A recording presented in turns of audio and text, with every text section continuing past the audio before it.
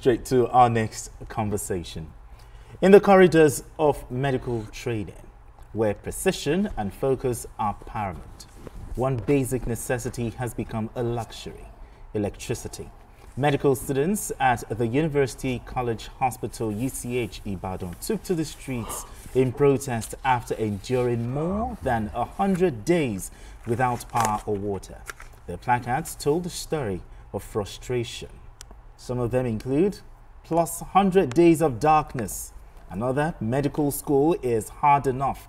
Give us light.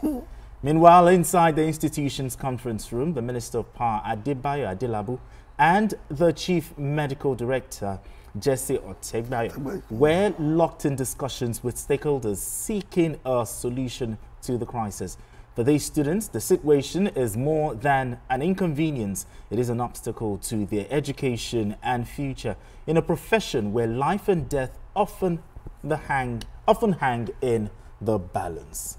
This is embarrassing, as in how can a prestigious hospital, an hospital that we've known for so long in Nigeria, UCH, find itself in this embarrassing situation? And why has this issue lingered so long, for 100 days?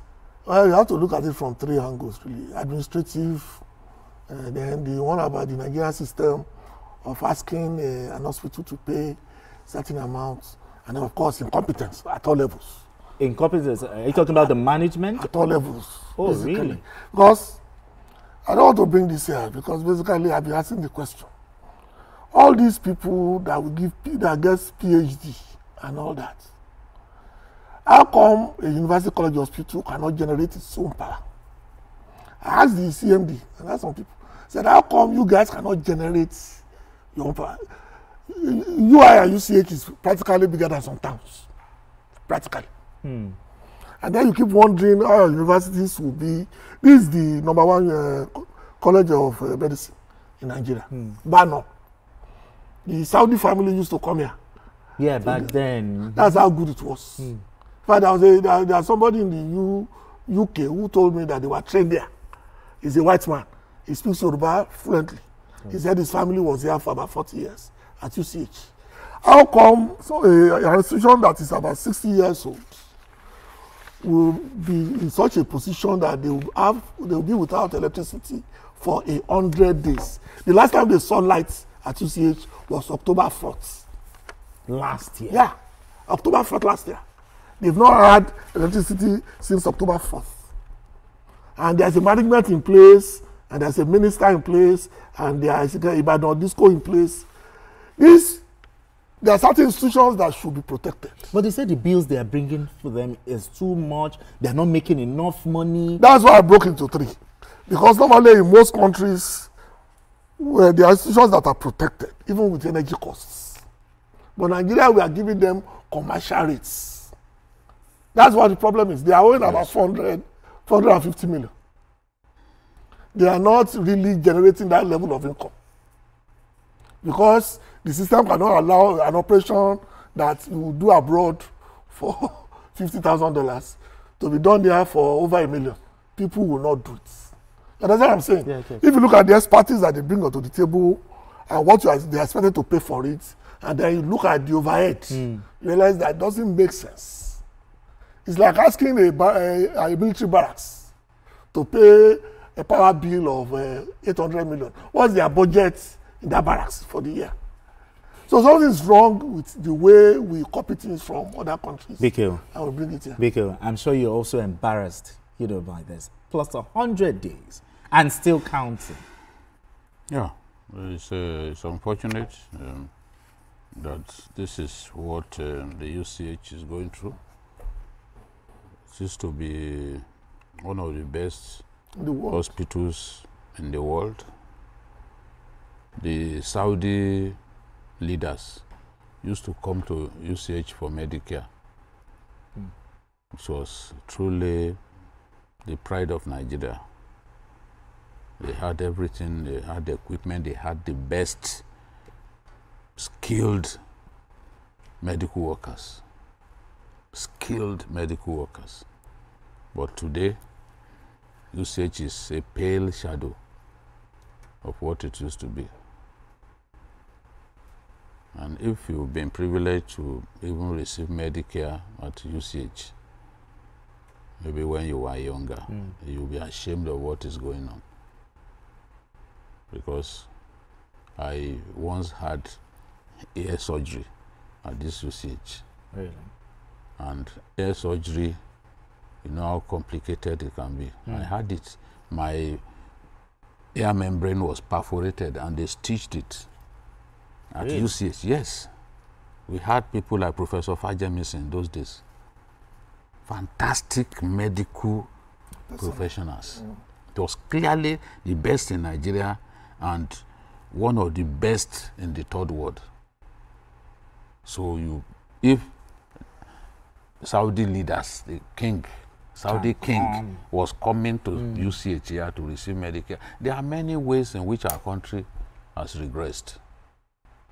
Sometimes when you tell people what used to happen in our country, they will say you are lying.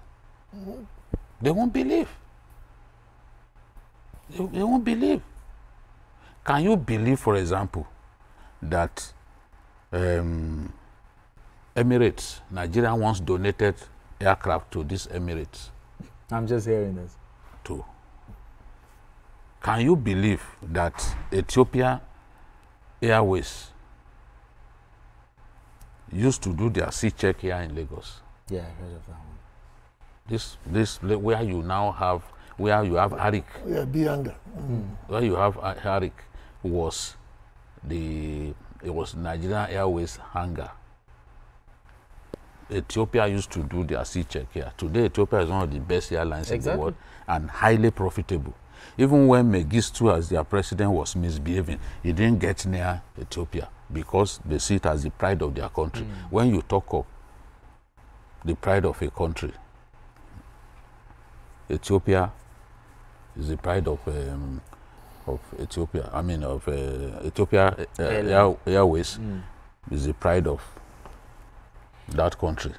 Today, where is Nigerian Airways that donated aircraft to Emirates when they were still coming up in that country? Because today, that's the difference that good leadership can make. Today, the same people from UAE that used to go and enjoy themselves in Lebanon, because Lebanon used to be the most beautiful place in the whole of the Arab world. They used to go and do their holidays. People will say, go to Lebanon and die. You know, the same paradise. They told themselves that what we are spending money to enjoy in Lebanon, we can build it here. That's how Dubai, the idea of Dubai, that was how it came. They made Dubai a place that everyone would wish to visit. Now, BKO, because of our time, what kind of incentives should the governor or the government come up with? You see, because he said bad management. Let me tell you, for universities, for hospitals, that